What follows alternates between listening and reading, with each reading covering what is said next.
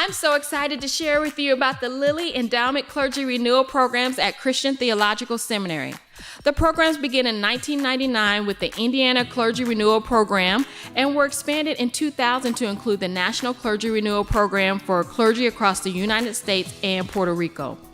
The Lilly Endowment Clergy Renewal grants actively seek to encourage pastors and congregations to imagine creative possibilities for clergy renewal projects that will re-energize their ministries. In addition, they help congregations honor and support their pastors and ministerial staff who are ordained by funding a respite which will enable their pastors to step away briefly from persistent ministerial duties to do what makes their heart sing.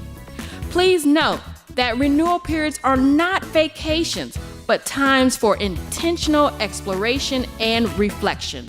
The endowment believes that a healthy pastor leads to a healthy church, and a healthy church leads to a healthy community. Let's go to a roundtable conversation of pastors who have experienced the Lilly Endowment Clergy Renewal Lead. Pastors, can you share the theme of your sabbatical and why you chose that theme? Also, can you share if you broke your sabbatical up into multiple blocks of time or took an uninterrupted block of time? Well, thank you for the opportunity to be here and to be a recipient of this wonderful grant. I'm Katrie Dickens from Martindale Church, and we broke our sabbatical up into segments. We had the decision to take it consecutively, but we thought it would be in our best interest to break it up into seasons. And one of the main reasons behind that was because many of us can attest to the fact that when we come back from prolonged breaks, we get back into the grind of ministry and work, that we often feel compelled to take another break, like right after. So we didn't want to expend all of it at once, knowing the type of agenda that we had. And so that is what we did. And our theme was based off of water and the scripture that talks about the Lord leading us beside still waters. So I'm a pluviophile, all right? And not a pedophile, a pluviophile. And a pluviophile is a lover of rain. And so rain gives me a sense of peace and tranquility. So our sabbatical was set in environments that had lots of water and lots of rain. Thank you. Pastor Reynolds, and we'll just go down the line. Again, I want to thank everyone for the opportunity to have been a recipient of this grant and the refreshing that it provided for me and our family. Our theme was seasons of refreshing in the presence of the Lord. And similar to Pastor Katrie, my focus was on water because I feel refreshed whenever I'm around water. And so I wanted to be near and in the water as much as possible. We took advantage of the opportunity to spread our sabbatical time, our time of renewal out over a couple of years. In fact, that's one of the things that excited me and drew me to this opportunity. I've been aware of the grant opportunity in the past, but never did it because I didn't think the timing was right. And I felt that the timing wasn't right to be away for 3 months at a time. But when presented with the opportunity to break it up over a couple of years, we did just that, and it worked out well for our congregation. I was already in the habit of taking some time off annually, so it wasn't completely new. But it worked for us in that way, and we began to even infuse the idea of working times of rest and renewal into our routine, not just for me as the pastor, but also for other leaders and members of our church. I'm Pastor Kim Outlaw, and our theme was reconnection and restoration. And I am grateful for having this opportunity as well. We broke it up over year 2023 and 2024, and it was simply amazing. I got to reconnect with family, and we got to be restored as husband and wife. It was just incredible, and we learned a lot of new things, and we went to new places, and I'm grateful. Again, my name is James Jackson, and our theme was centered around restoration as well.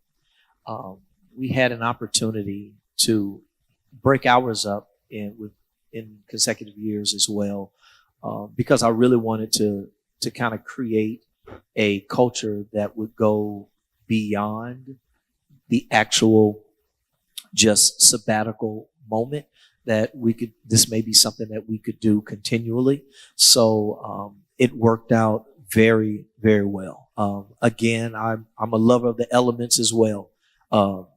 Sun, wind, water, sand. I was around all of that during that time. And so it was a wonderful opportunity for me to be restored emotionally, have an opportunity to kind of do a lot of wellness check from health wise, physical health, mental health, emotional health, relational health as well, as far as my marriage is concerned, relationship with my children. I am a father of 2 boys who are now 14 and 10, who are very active. And so having that opportunity to really be a dad in that season, more so than I probably ever have during the summer time, really, I found it to be so beneficial, so encouraging. And so now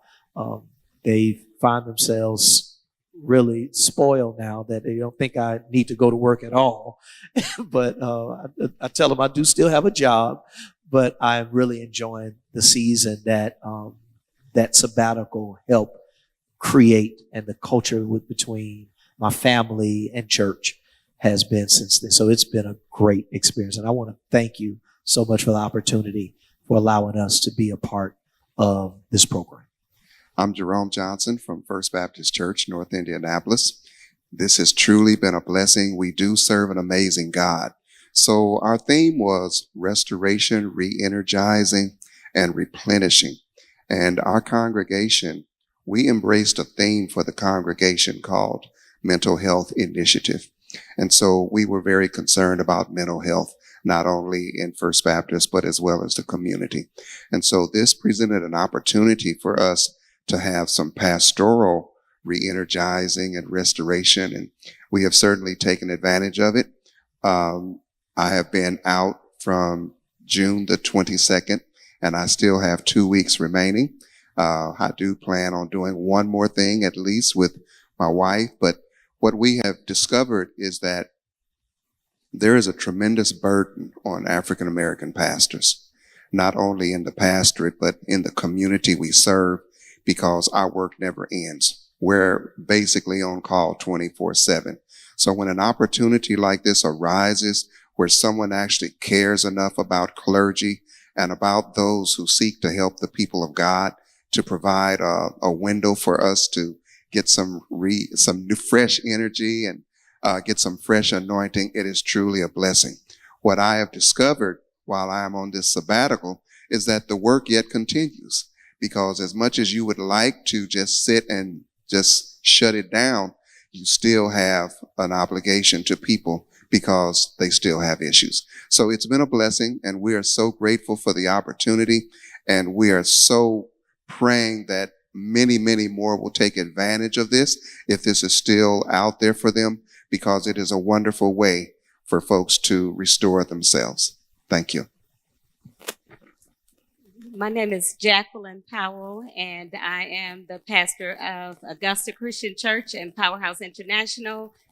Just want to also thank you, as well as, what everyone else is saying. It's just a blessing to be able to pull away and to be able to focus on family and on ourselves, to be able to, restore, to get ready to come back and bring great things back to our congregations.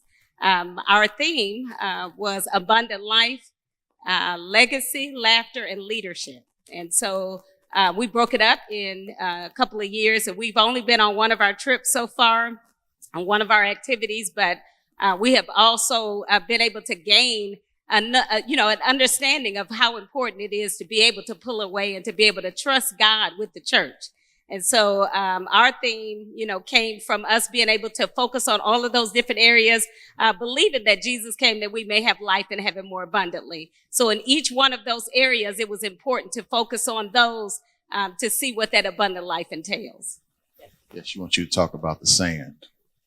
It's from the toes. So ask Sand in my toes. It was a great experience, sir. It was a great experience to the point that I kept pushing repeat over and over again. I kept going back to the beach. We went to certain parts of the beach, Anna Marie, Santa Ana, Florida. We got a chance to walk the sands of Greece, beautiful black sands in Greece, Athens and Santorini. Had a chance to get in that very clear water surrounded by mountains and watching that wind just blow on you. I mean, 100-degree weather, but that water was so cold and it felt amazing. So I can truly be able to say, now, the Santa Ana, in Florida, that was the sand that we spent time with the boys.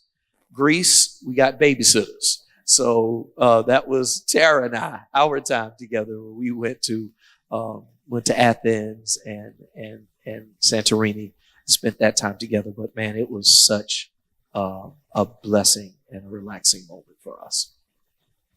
Now, somebody went to LA. Did you get to any sands there? You didn't go. Okay. No, y'all went to Italy. Yeah. Buongiorno. I have emerged. I'm half Italian now. I've evolved. Buonasera. It's on you. Ricerere. Grazie. We went to Italy. And it was amazing. And we saw different parts of Italy.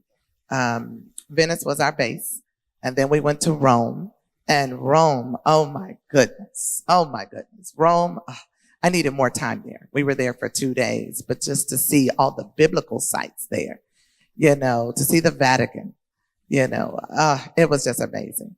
And then we went to Florence, and then we went to Milan, and then we went back to Venice, and then we went back to Florence. So it was just amazing. And I love the culture. I love the people. I love the food. I love the shopping. It was just incredible. And it was my husband and I. And we just had a great, awesome time. I loved it. I just loved it. It was incredible. I want to go back. Yeah. We didn't have sand though. There was no sand. But we had water. And I love the water. Water brings me peace. And my husband loves the water. So it's just amazing because I don't swim, but I love the water. And in Venice, the only way you get around is by water taxis, so it was just amazing. It was really amazing.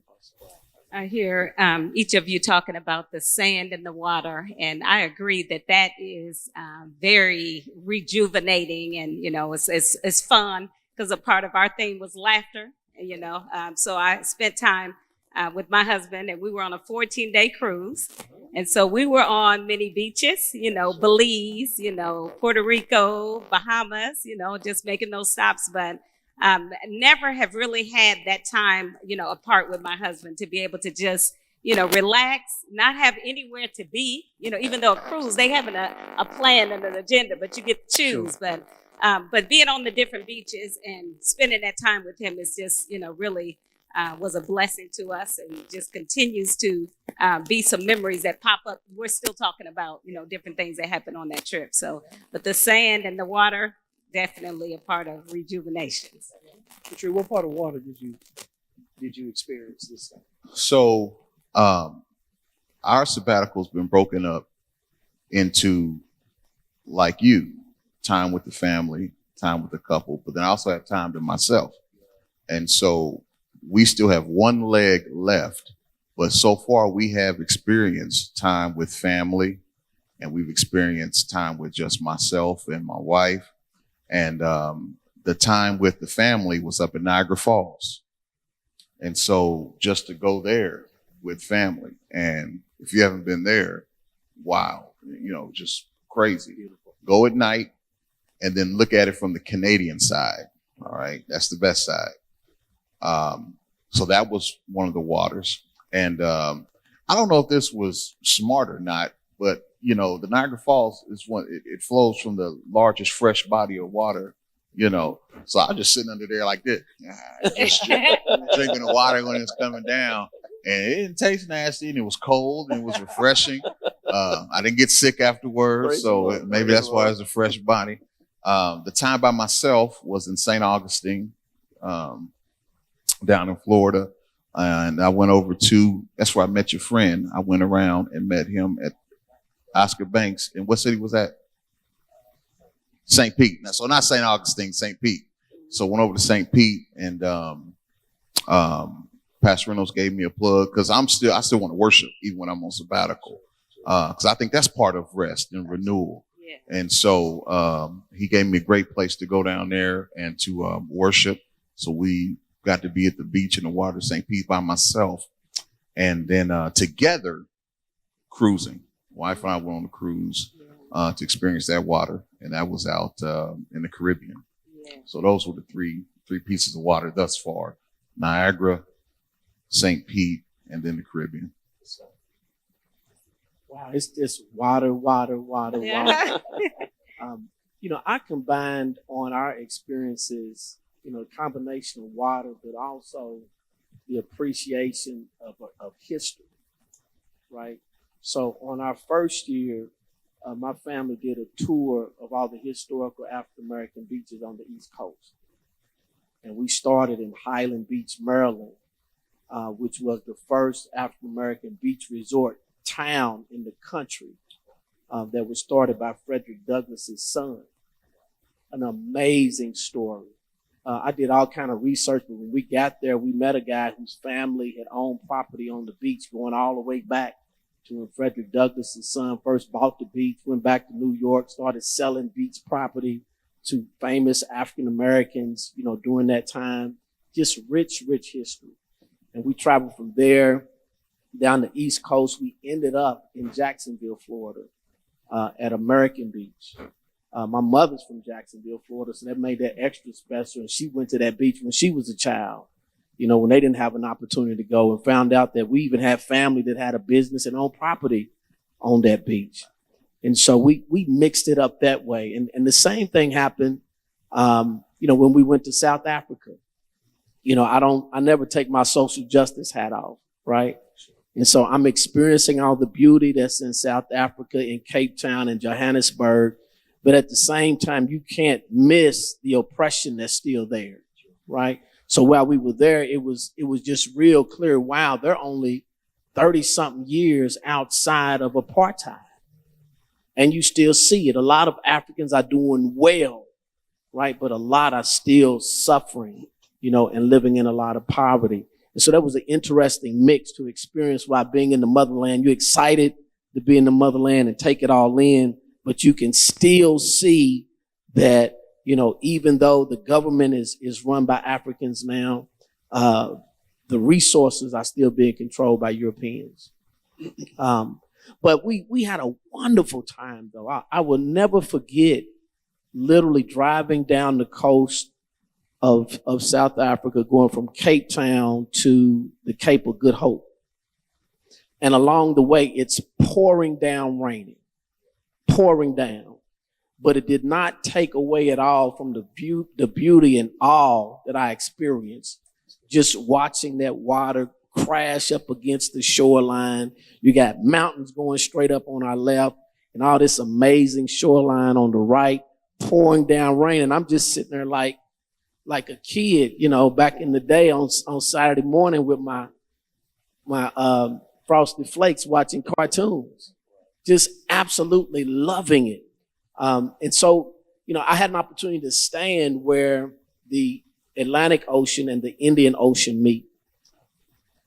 And you can literally see a line in the water where they meet. Absolutely amazing. The scenery from one side to the other was spectacular. Every now and then I go back and look at the video and just relive it.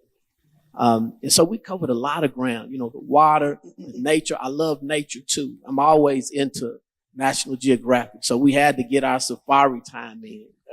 And that was an adventure as well. I could go on and on. Just listening to you all talk just brought back so many memories that I can't get it all because I don't want to steal all the time. Amen. Amen. I am so glad you were able to do what makes your heart sing. And that's the theme of the Clergy Renewal. What makes your heart sing? Now I want to ask you another question. What were your preconceived thoughts about taking a sabbatical? Did they differ after taking your sabbatical? If they did, please share. My thoughts originally about taking that time off was, I guess, as every pastor, you wonder, what's going to happen while I'm gone? How are they going to fare with attending? A lot of times people don't want to come to church when the pastor's not going to be there, and, taking on, all of the mindset, how are they going to really be able to handle the different issues that pop up and all of that? But, what I found, and we've only been on one of our trips so far, but, you can't go to church the week before or the week after. And that was kind of difficult for me, and not just because I didn't trust what was happening, with, God and what would, because I believe that, it's his church, I had that understanding. But I think, just even preparing for the sabbatical and getting together my mindset about that, it really helped me to release that it does belong to him, and that anything that happens with the church, he's governing it, whether I'm there or whether I'm not, there. And so many of the people stepped up. It was a whole different mindset with watching them just make sure that things were getting taken care of, even when we were in the planning stage, of being able to hear them say who's going to do what and how they're going to, function with that. And so that has just really been a blessing. And I think that since we've been back from the time that we were off, like I said, the week before, the week after, and then the 2-day cruise, even coming back now, I think that attendance has grown, so it's like, it seems like more people are coming, and so I think it may have had something to do with trusting God in that process and knowing that, he's letting me know, what, I got this, I know you think you're doing something, but I have this. And so, it really helped me, to be able to trust God more, and even trust the people, the leaders that he sent to work with us in ministries. Yeah, so I didn't have a preconceived notion. We just knew that we were going to be able to do this, and it was going to be a tremendous blessing. Dr. Hicks had went on a winter sabbatical, and so we kind of flip-flopped it. He went on the winter sabbatical. I went on the summer sabbatical. And we have a tremendous support system so that there wasn't a lot of angst about what was actually going to happen. The question that I have for you all, because I still have 2 weeks left that Sherry and I are planning on cutting out early next week for just a few days. But the question I have for you all, as you have returned back into the sanctuary, what does that transition look like? How do you feel when you get back in there? I had some preconceived thoughts when I took the first part of it in 2023. And then what made it even worse is the sabbatical committee said, we're going to have a sabbatical send-off. We're going to announce it. I said, you're going to announce it? You're going to tell them? You're not just going to wait till I'm gone and then we tell them? They was like, no, we're going to tell everybody. We're going to have events leading up to it, and we're going to get on social media and tell. I said, oh my goodness, nobody's coming to church. How are the bills going to get paid? Oh my God, am I going to have a church when I get back? I went through all of that in my head. Leading up to it. And I had to come into the realization that this is God's church.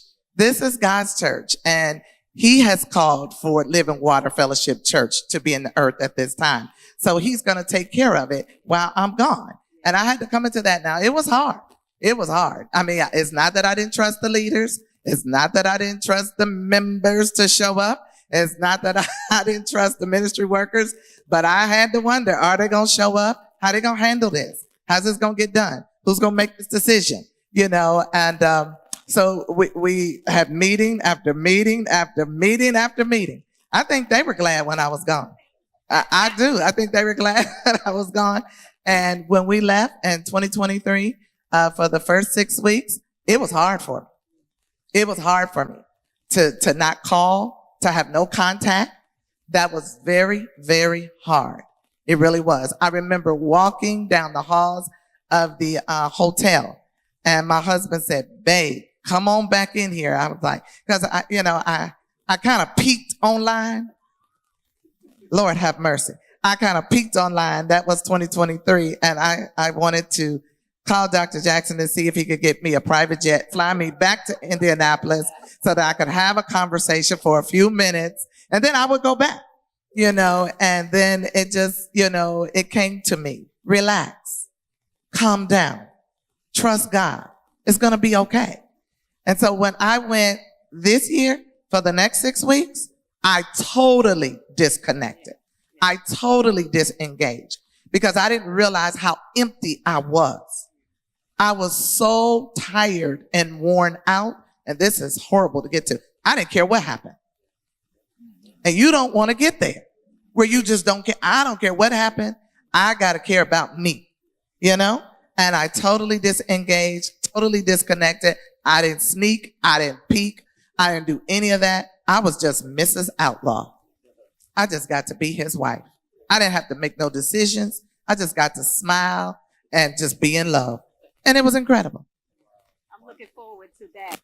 And that's one of the good things about, it being over a 2-year period of time. Because, the first time, we just left, just for a few minutes. And it's like, as soon as we got off the plane from the cruise, it was Sunday. Why did we leave the airport and go straight to the church?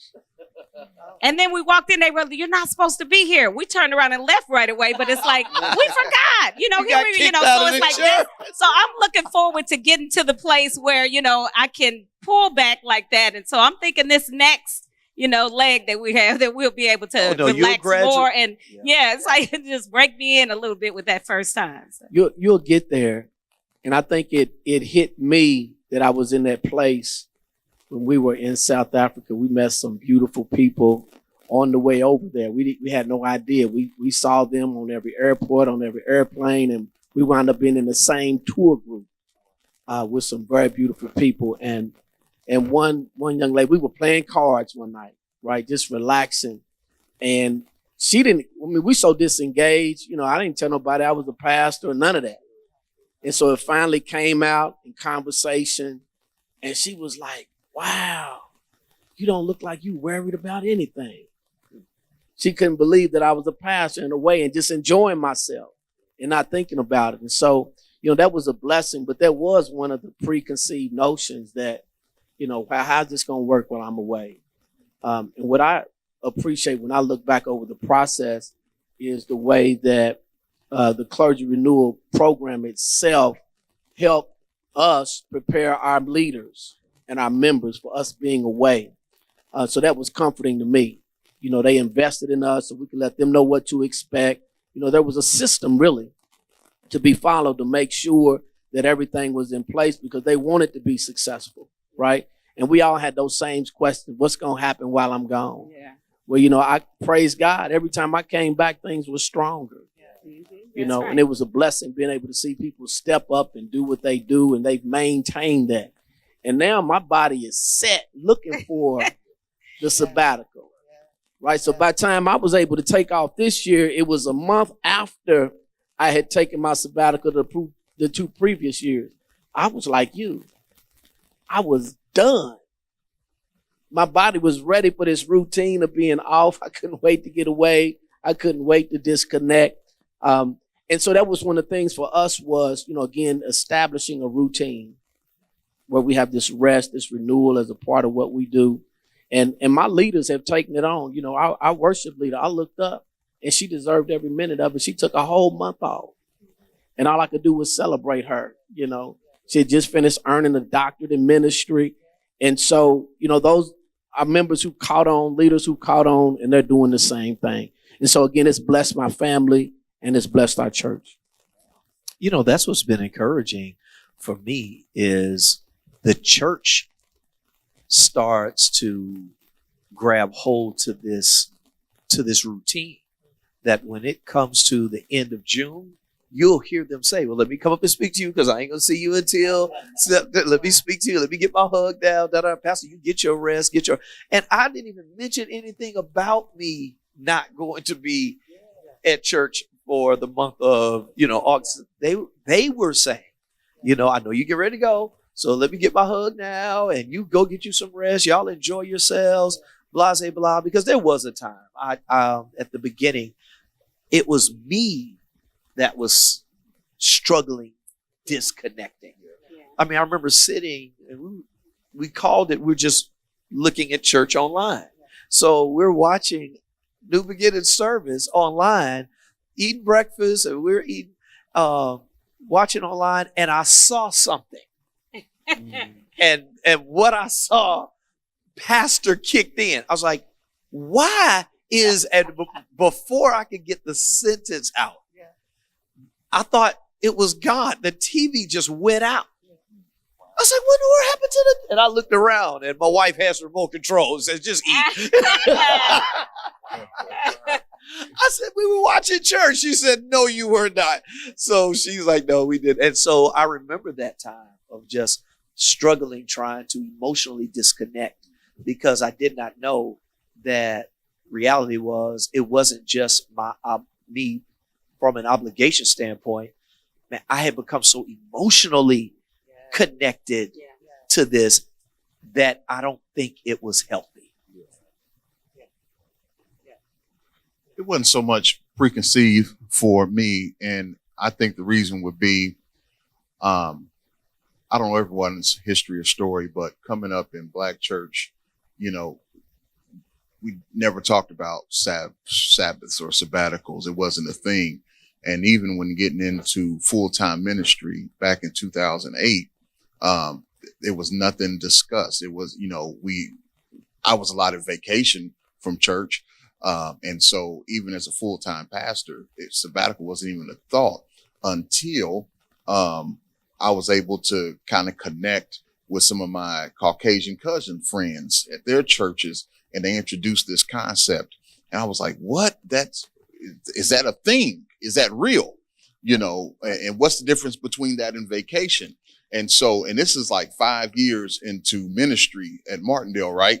So I say, I'm going to go and breach this conversation with our board, our leadership.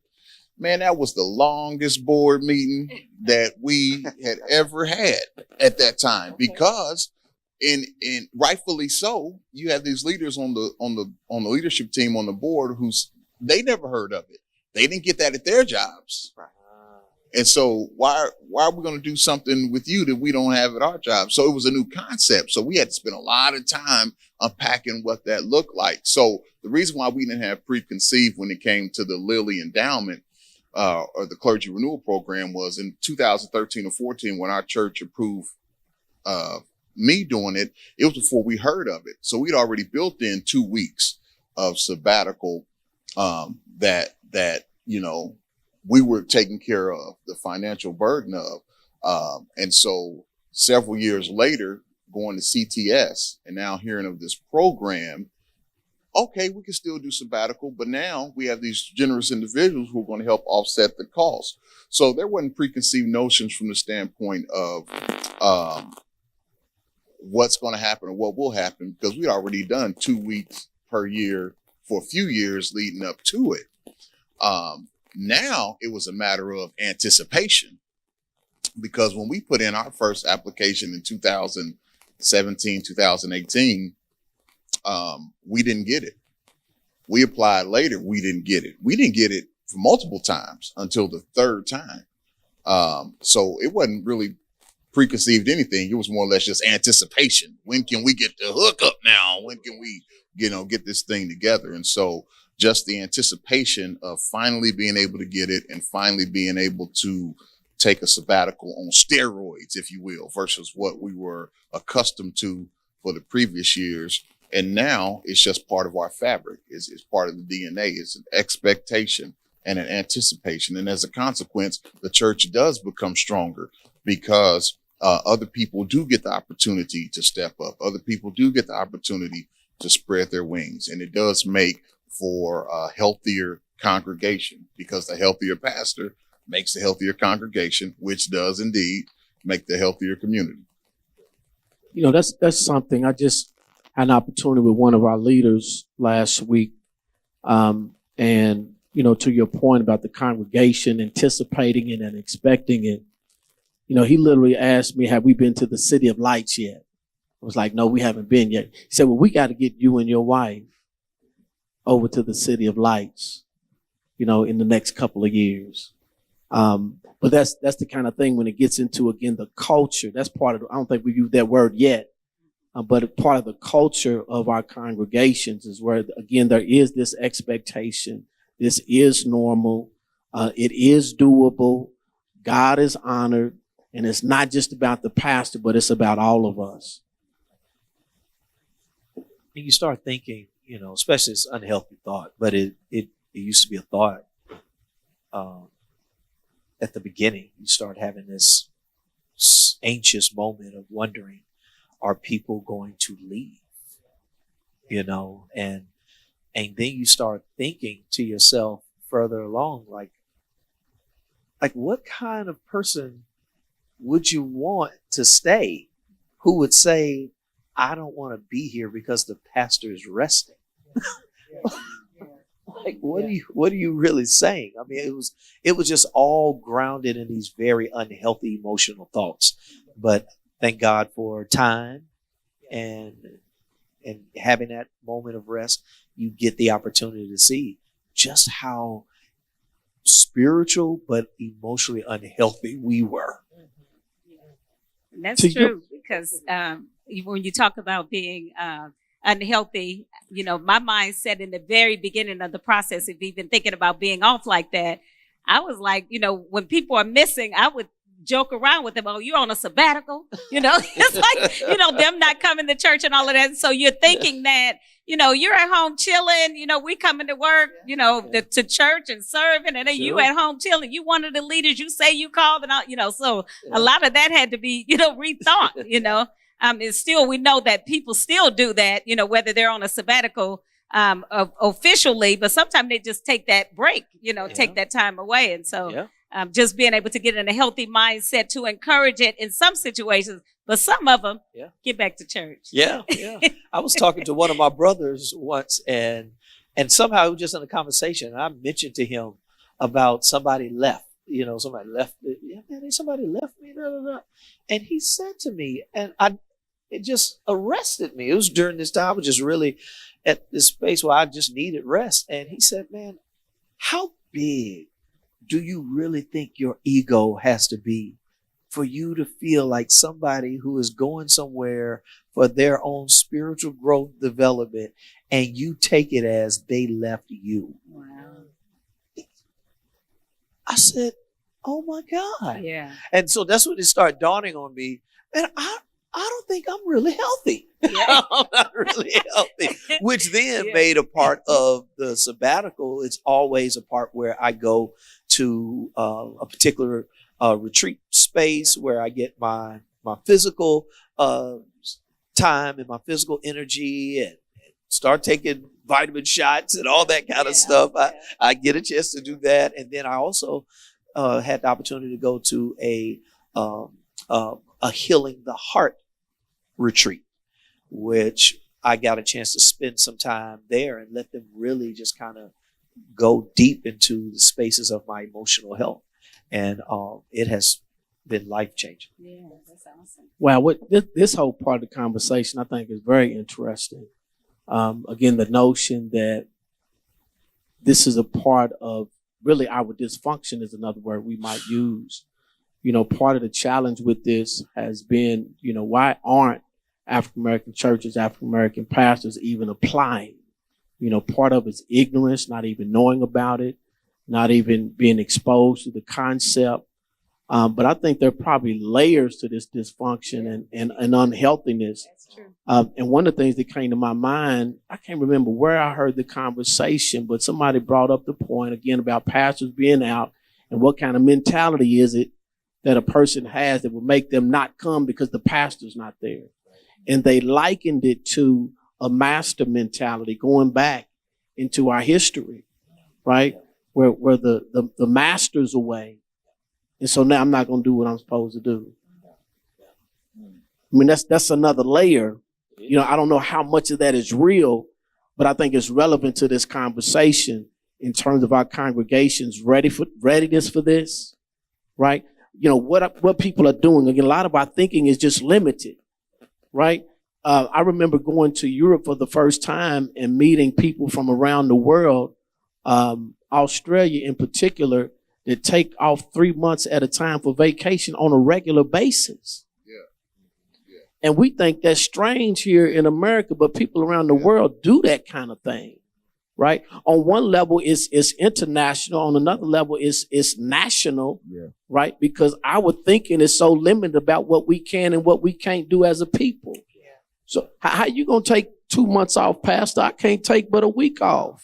And I can't even get off without pay. And 3-day weekends are their regular normal there. Right. Wow. 3-day The routine you're looking forward to. So just wondering, you know, how much of that is at play, you know, in the mentality that we have and what it takes to really get over it. It's so When you look at related. those demographics too, they live longer. Ah. They live longer. They're healthier. And a lot of things. They take less medicine. They have less stress, less worry. And even the notion, the thought, because after COVID, everything has changed. Church has changed so much. after COVID. Sure. And so the thought too was for me, okay, we got momentum again. Yeah. We got momentum. Now I'm ready to leave. Is the momentum going to stop? But you know, again, that's just trusting God, because we have to be healthy. You know, we can't just preach life to everybody else and then have no life. You know, and as I told them when I came back, understand it's a privilege and an honor to serve you at this capacity, to lead you spiritually. But then also understand when we're taking a break as pastors, it's not so much that we're taking a break from you. We're getting out of the region where the warfare is intense concerning you, Yes. you know? Yes. And so I think that helped them to understand that as well. Yeah. That's good. No, that's good. You That's think good. about the different cultures, even in taking a break throughout the day.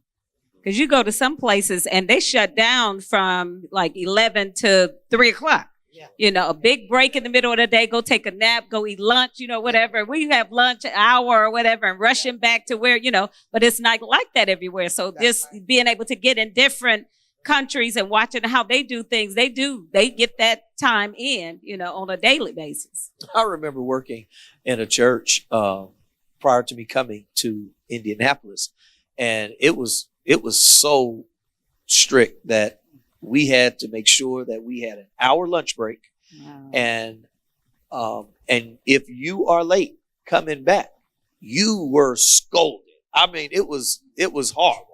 I remember coming to Indianapolis when I first got on staff, and I was talking to Pastor Johnson. I remember the first time I said it, there were other staff members around, and I said, "Pastor, how long is my lunch break?" And everybody turned around and looked like, "What?" Pastor Johnson said, "What did you say?" I said, "No, I mean, how long do I have for lunch?" He said, "Jack, if you're hungry, go eat. When you're full, come back." And it was one of those things that kind of shifted my mindset, even as I lead and as now I shepherd and even lead staff. Yeah. You know, it's like those moments where, especially in ministry, Yeah. if they're stressed and not healthy, that messes with their creativity. And if you're not creative Yeah. in this season, Yeah. man, you are struggling in Yes, church. That's right. That's And right. you want to keep your people fresh so that they can stay creative. You know, it's interesting because, and you said, Pastor Reynolds, about the whole layers. Because in our culture, we're tribal. Yeah. You know, we're a tribal congregation where there's a chief, and we don't make it any better. We feed right into us being chief, you know, because it's just is part of our culture.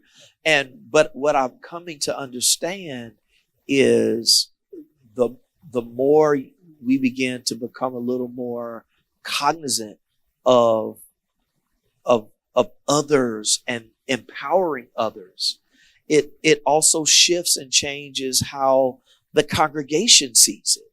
You know, there are moments, and this is what's so interesting, Pastor, because there were people that would say, and and Dr. Ellis would be able to attest to it, that even when someone passed, they would say, of course I would want pastor to do it. Yeah. But pastor, if you're not here, if you're busy, we any one of the teams, you tell me which one could come.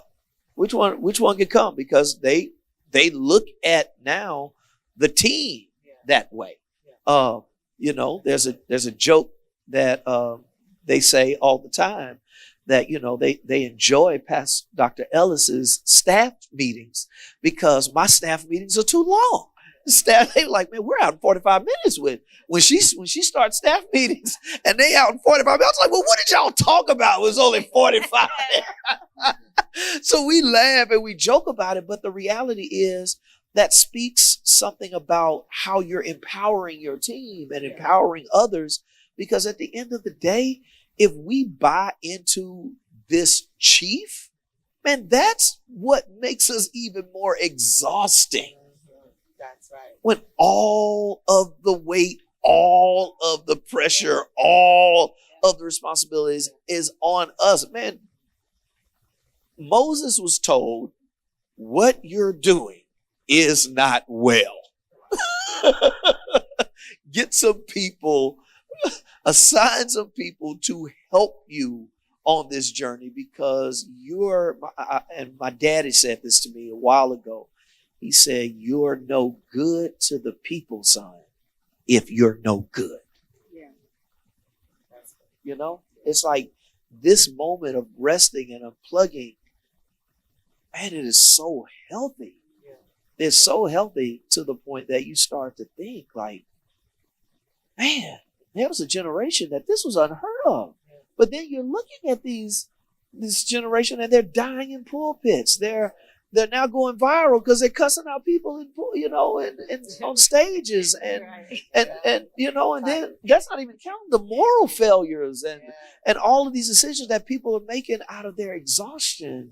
But the reality is, man, you think better when you rest. So you're fresh off of it. This past week was your first Sunday time back. Was my first Sunday back. So how do you feel on a battery level? On how charged are you? Then after leaving Sunday, do you feel like you still at 100%? You feel like, how does that feel since you're just fresh off of it? You know what? I felt like I could do a few more services. I did. I felt like I could do a little bit more. But I also knew that my son still wanted me. They still wanted, we're going to watch the game together. And my oldest wanted me to take him to baseball practice. And I felt like I had the energy to do that, So I'm doing that. I'm being, because reality is I try my best to be a decent pastor, but I go hard in trying to be the number one husband and number one dad. Like I'm going for the dean list, and I'm going straight A's for that. There is no flunking in that. Now, I'll do what I can on Sundays. I'll do what I can in ministry. But the reality is, my aim is to kill it as a parent. I want my boys to say, man, this dude's the greatest of all time. And I'm going to feel some kind of way if you don't say that.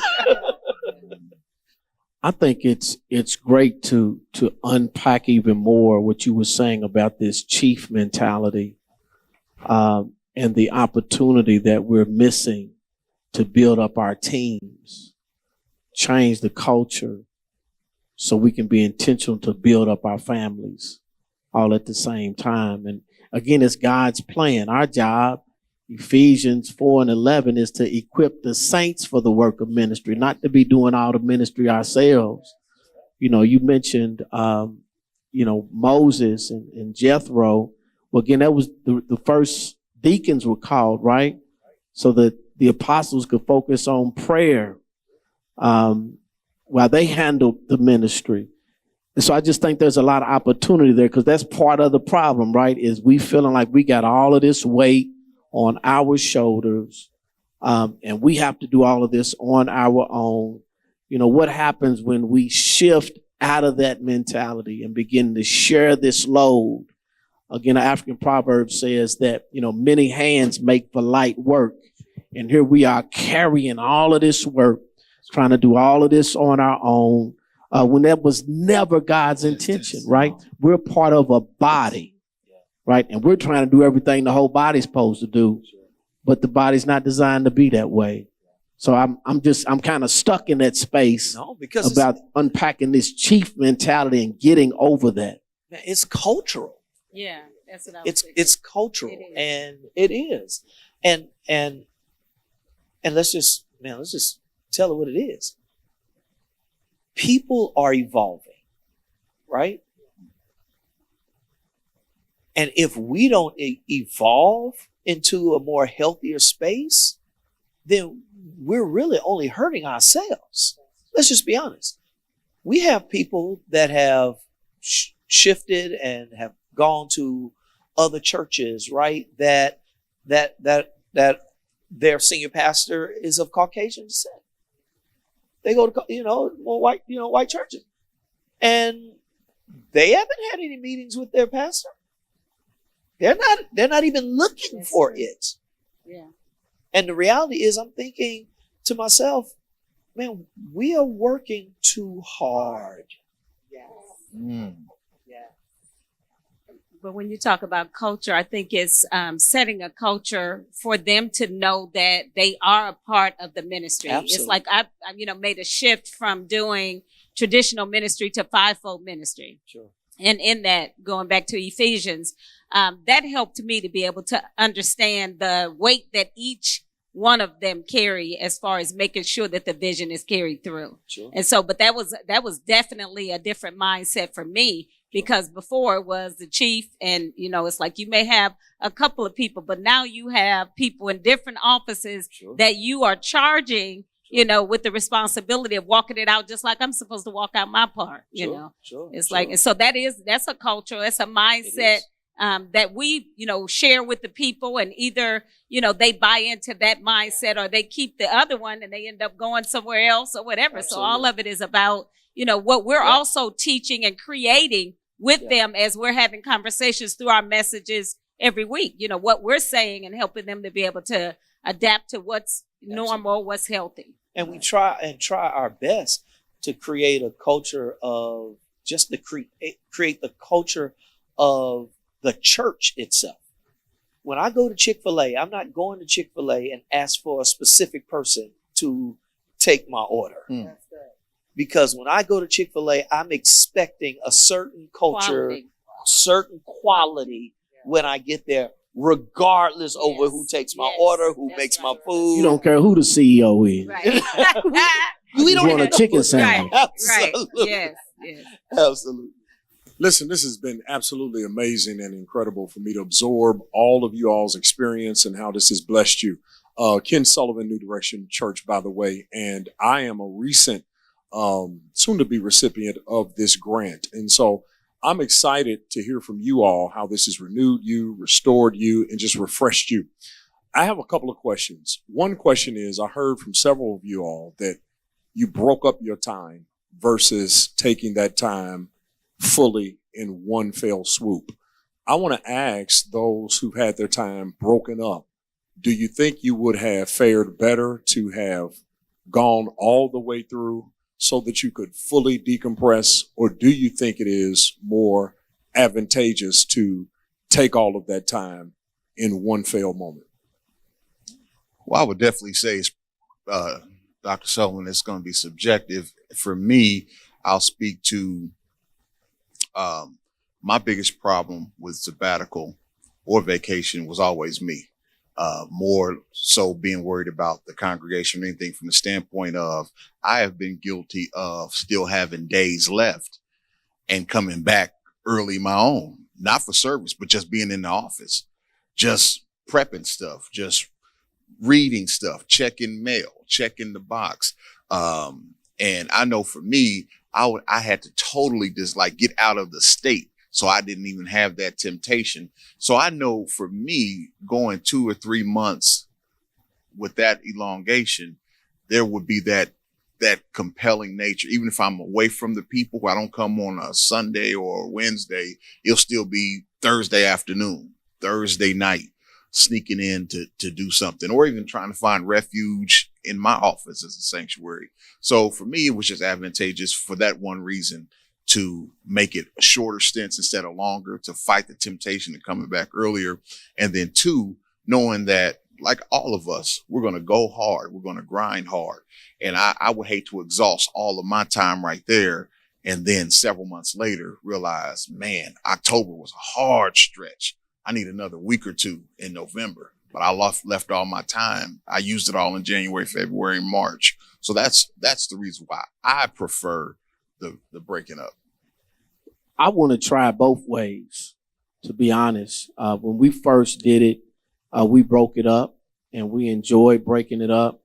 But like I heard from many others, who have been through the process before, is that it really takes a long time to completely decompress.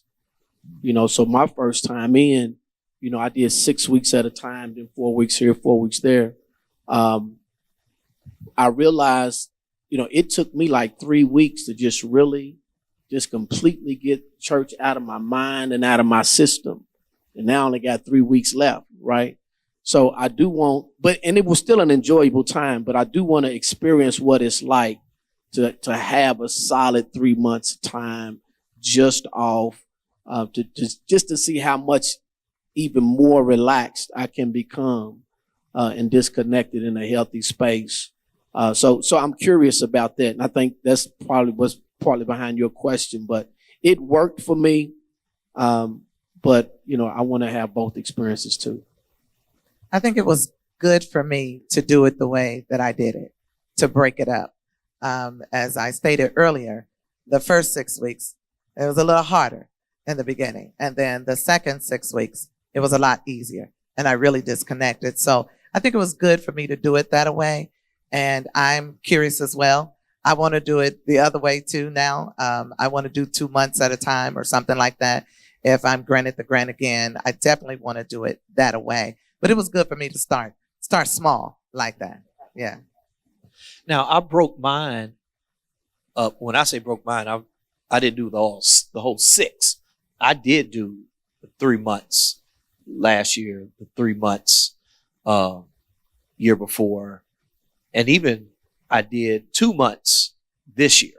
And I guess for me, having it set up that way, I wanted to make sure that ultimately I would love to just create a regular routine where they expect me to be gone.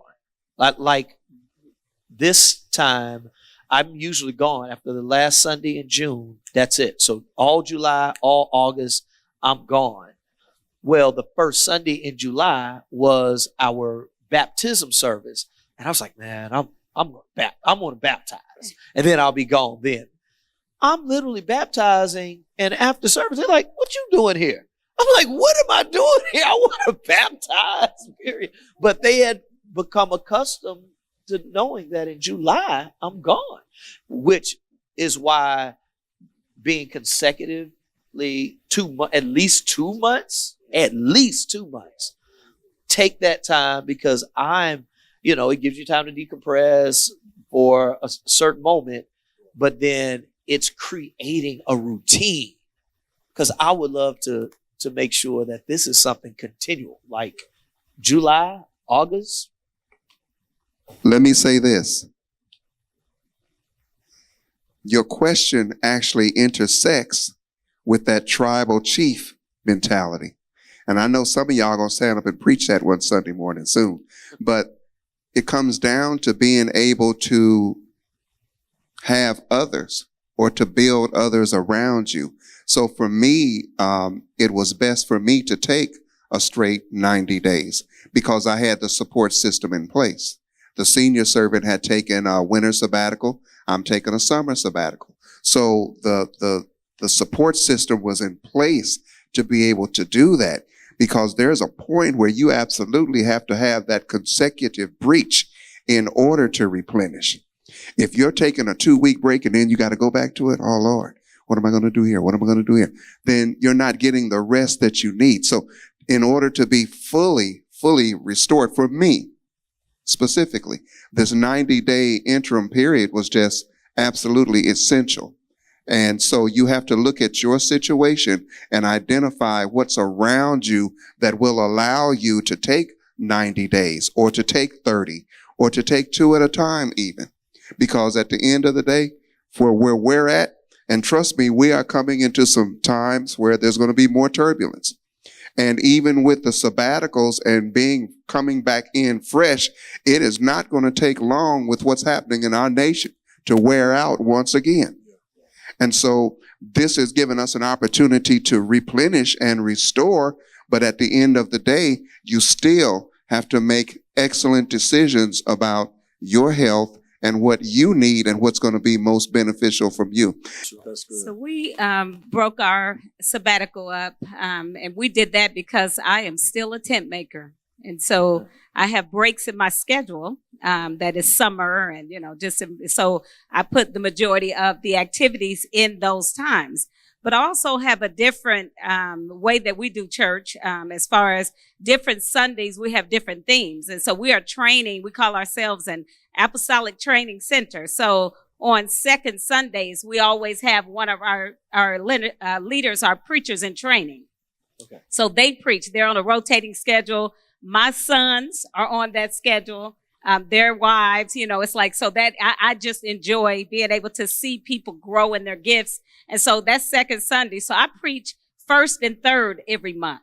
And then sometimes if, every now and then something happens and I'll preach a second or whatever, I'm always prepared anyway, but first and third. And then fourth Sunday is our International Sunday. We have quite a few Africans in our church. And so there's 2 African leaders that also are preachers. And so they do a rotation with that. So ours is a little bit different. So I get some breaks, throughout, every month, even though, like I said, I remain ready and also do other things during the worship time, working with them after. But ours is a little bit different. So it's not as hard for me to pull back because I still have these people that are regularly coming up. So, Amen. That's leading me into the next question, and I want to kind of direct this for you to start, Dr. Jackson. That is, when you step away from church and all the administrative tasks and duties, what did you do in terms of strengthening the structure of your church and your leaders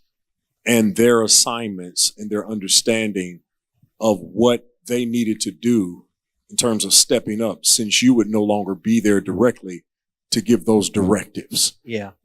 See, what we found ourselves doing, because I do have an executive pastor, Dr. Ellis, and so there is a chief person that all of our leaders, even staff, all know this is the point. If there has to be one person to make the decision to push the button, Dr. Ellis is the one to push the button, and so my whole thing was, guys, look, and I really try my best not to have them go so hard, but kind of go into kind of autopilot. Like, look, let's just keep the car in the road. We don't have to do nothing super spectacular or anything of that nature. Now, of course, our teams have done certain things, like when we have our movie with a message. Of course, people are setting up and getting all that stuff together. That's great. But what I found myself doing is making it very clear who that one person is. And that one person, after I got that one person in place to say, this is the one you talk to if you need to. And that one person is already in relationship with the leaders anyway. So they're getting their stuff going to the point where they're not looking for me. The crazy thing is, probably now I'm back and they're looking at me, but they're not looking towards me like that. They got people that, if they come to me, how's the kids and how you, I can just be pastor and love on them. Nobody has really come to make a major decision, because our people have been in place for that. That's good. Does that make sense? Yeah, absolutely. Yeah. Absolutely. So if you get that one person and then share with the leaders leading up to, now I'm going to talk about my break in staff meeting. I don't talk about it on Sundays, but I talk about it in staff meetings. Just like, okay, I'm getting ready to take my break, blah, blah, blah. Dr. Ellis will be holding it down and all. And, and we got members now, they'll tell you, Pastor, I love you, but she's my favorite. So it's that moment where people are they're actually looking forward to spending time. I don't know if they're just glad for me to get out the way, which I'm fine with it because I get that. It gives us opportunity to break from each other. So you get that one person in place, push them, put them in front, celebrate them, love on them, and empower them. Man, you move, they run it because they're not trying to let you down either. Amen. Amen. That's good. And I'd love to hear from the other pastors as well, because I know when you take a step back like that, you may not have the infrastructure necessarily within your church as you would like to have. And so what does it look like, or what did it look like in terms of you laying out tasks and roles and responsibilities, and how did that begin to help your church take better shape in terms of its structure? But we had, again, an opportunity to be coached in this, right? And so, I don't have and didn't have an executive pastor, but was able to identify leadership within the context of our church that I let people know internally, this is who you go to. And then we even communicated to our members, this is who you go to. These are the people that are in place. If you have, certain needs to be addressed. And a lot of these people were already in place, but it just gave an opportunity to review, right, what was in place. But in my absence, this is the person you go to. And it worked. It worked. And again, that's part of that trusting God, having a person in place that you can trust. But that's what helped us along the way. And it's little things like this Sunday, our website got hacked, but nobody called me. And I was like, yes. They didn't call me. They knew who to call. And it got handled and it was addressed. And that was the best thing that could have happened. Made my day before I even had to preach. I have an assistant pastor as well. So she was the number one point person, but then also we prepared. I worked with them. I worked with the entire committee. I asked who's going to be the starting five, who's coming off the bench, and we got graphics ready before I left. We tried to prepare as much as we could before I left. We made sure that everybody understood their role and how important it is to support others in their role. So we try to lay it out. This was our second time. So the first time it was a little bit more rocky. The second time it was a lot smoother. They still were ready to make decisions on the fly if they had to. So, we just tried to prepare them as much as we could to empower them to make those decisions that needed to be made. One of the things they said in staff meeting when I got back, I said, what made it so smooth? They said, we didn't have you. Yeah. I said, what you mean by that? They said, we didn't have you to fall back on. So it forced us to step up even more.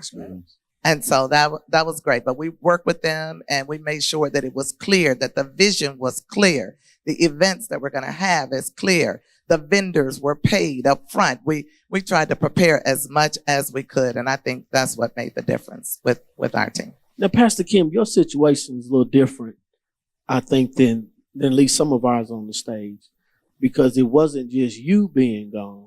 Yeah. It was you and your husband being gone, because y'all do that thing together, and y'all do it well. Yeah. You complement one another well. So how, what was that like, right? Because it wasn't just your absence, but it was the two top people making this thing work. How'd that work? Absolutely. Because I always tell everybody he run the church. He just let me preach. But he appointed people as well, ministry overseers.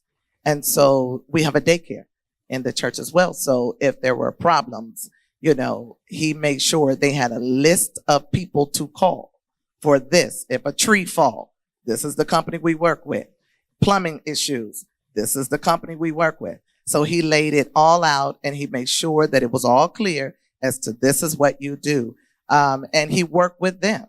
You know, he worked with them on the practical side of things, just to make sure that those in the office, you know, if they had questions as to who to call, because sometimes those things just right there, who do I call if this happened?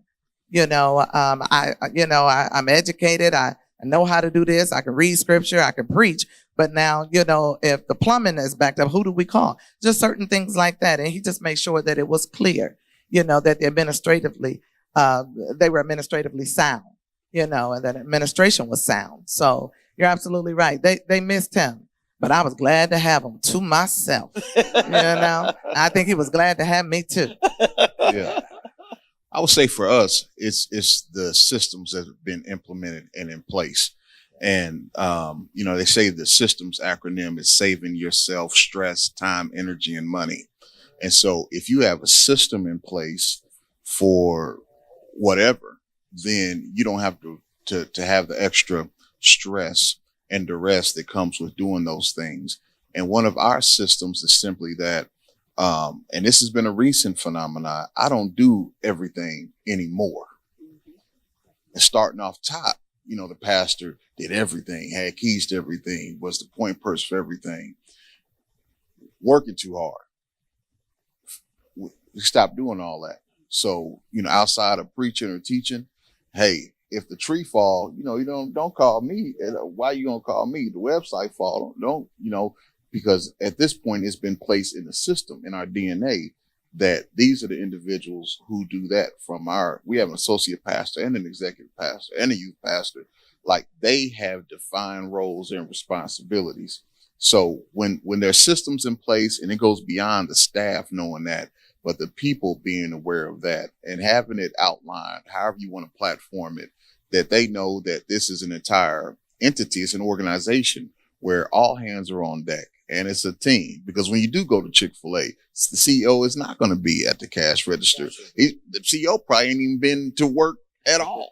You know, they probably been out just on the beach somewhere for 6 months. The system has still had Chick-fil-A running, you know, and in many of our institutions, you know, pastor, CEO, but, you know, at least in our system, I'm going to preach, I'm going to teach, I'm going to cast vision, but all these other roles, like what you referenced in Acts 6, with establishing the diaconate and the deacons and all of that, you know, Dr. Ari Vernon once said it. He doesn't differentiate paid staff from unpaid staff. If you work in ministry, you serve in the ministry, you staff, you know, so you have your role and you do your thing. So I think for every one of our organizations, we ought to have a system in place for what works for us, so that when the pastor's not there, the ministry doesn't miss a beat. Because again, it's not our church, it's the Lord's church. And the organization is going to go, listen, if we drop dead tomorrow, forget a sabbatical. Is the ministry just going to go down the tube, or is it going to keep on going? My hope and desire is all of us will say that thing is going to keep on going the next week. And why is that? Because we've established some type of system in that organization. Amen. You'll be shocked how that team, how they rally together, and come together to say to themselves, like, all right, guys, what are we going to do? And they'll do it. They'll make it happen. You know, I think I may get a call twice during the sabbatical, and Dr. Ellis, and it has nothing to even do with ministry. She'd be like, say, all right, I ain't trying to bother you. That's always how she always start. Not trying to bother you, but I got a question about da-da-da-da-da-da. And it was just something. It didn't even really have any, you know, something about something else. And she's like, all right, enjoy your rest. And she hang up on me. Trust. There's a thing in the historic African American church. It's a hierarchy, and that hierarchy sometimes is built on a thing where, going back again, that chief mentality, that tribal mentality, and you don't trust that which is around you. You have to be able to trust what you have built, like our brother is saying. And if you can't trust that, now you have to micromanage. And that is to the detriment of the church if a pastor has to micromanage. It's detrimental. And so what happens is, if you have that layer built, if you have that trust in those that you have built around you, and understand, folks are going to make some mistakes because they're human, but allow them to grow through the mistakes, and then they'll be better for it. So as you have suggested, this is going to be an interesting period for you, and you're asking the right questions. But put your layers together and understand that, trust what God has done, because like Pastor Outlaw said, this is God's church. And Pastor Jack talked about being in a strict church. That's that hierarchy thing, that micromanaging. You can't micromanage because you steal their confidence. And I will say this to you as well. I had to learn this. They may not do it the way you will do it, but it will get done. Yeah, I had to learn that. I'm in agreement with what everyone has said, that it is, having systems already set up, the way that you flow. People automatically know who to go to, even if you're there. They still go to certain people for certain things. But the big word that I kept hearing everyone talk about was to empower the people. Empower them to be able to do what they already know how to do, and just making sure that we step back and allow them to do that. And so when we, got the preparation to know that we were going to leave and getting the leaders together and talking about what's going to happen while we're gone, it just comes together. So I think that it's, really about empowering them and trusting that the system is going to work. Amen. This is so informative, and I thank you so much for all the insight. I do want you to just spend 30 seconds each answering this last question. Is there any other information you would like to share with other clergy about the importance of rest and renewal? I think that it's important for us to understand that if we are not taking care of ourselves, that we are not able to take care of them. And so I think that, if we don't have the right mindset, because there's too many challenges out here. There's too many struggles. It's like everybody is dealing with all kinds of crisis. There's always family things happening. There's all, and so if we don't really learn how to take care of ourselves, then we're not going to be able to help them, and we're not going to help them to be able to take care of others. And so I think that, just understanding that it is necessary to be able to pull away and focus on yourself, breathe, learn some ways to have wellness institutionalized, so that it's something that continues to work throughout the entire system. And that starts with us understanding that this is God's church and we're doing his work, and he's going to take care of it in our absence. Yes. Embrace rest. The word rested on the seventh day. It's rest, because that is what is going to allow you to continue to do the work, to be an employee in this kingdom. Embrace rest and take the opportunity to find programs like this beautiful program that has allowed us to do this and provide a living testimony here today. I would say for those who have not had the opportunity to apply, start applying. Connect with the people. They have people, and like yourselves, that will walk people through the process. If the application can seem a little heavy for them, the reality is we have people that will help them through that process. But do go through the process and apply. If they did not get it the first time, do it again. If they didn't get it the second time, do it again, because I truly believe that this time of sabbatical is really setting a pace that I believe that we all, as preachers and pastors, leaders in the Lord's church, need if we're going to do this for the long haul. As pastors, I want to encourage you to understand that you matter. You matter. We know that everybody else matters in your life, but understand you must matter in your own life. Take this time to reconnect with you, the true you, so that you can be the best version of yourself. The word that comes to my mind is emergency. For somebody watching this, you are at a place of emergency. You're on life support. And so whether you get a clergy renewal grant or not, You need to begin to take the process of getting the rest that you need seriously right now, because you're at a place of emergency. For somebody else, this will help you avoid being on life support and being in that place of emergency. And I can't speak for everybody else up here, but I'm sure they will be willing to help. When I first received the Clergy Renewal Grant, I received help from a friend who literally gave me his proposal, his winning proposal, so that I could see what a winning proposal looked like. My proposal was completely different than his, but it was great to just have that model. I've since shared my winning proposal with others who have turned in and received winning proposals. So get you some help if you need some help. Find somebody who has received it that will help likely increase your chances of receiving it, because it takes some work, but it's worth all the work that you put into it. Sabbath was made for man, and not man for the Sabbath. Don't make any excuses, only make adjustments. Connect to the plethora of resources that are available.